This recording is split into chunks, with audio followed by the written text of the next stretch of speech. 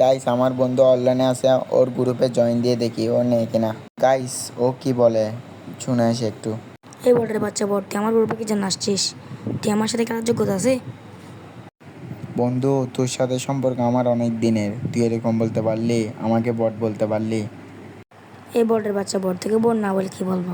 হ্যাঁ, তুই হিরে হিরে করছিস তোর অন্যান্য প্লেয়ারদের সাহায্য নিয়ে, তুই খেলা পারস?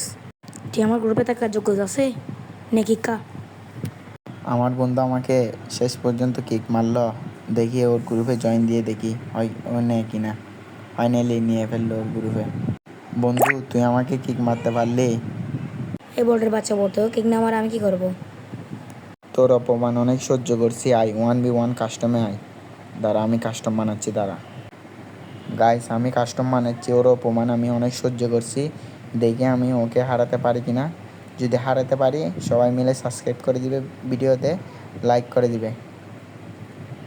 ফাইনালি কাস্টম বানা শেষ, এখন মেসেজটা দিয়ে ফেলি, সবাই দেখো ইন গেমে।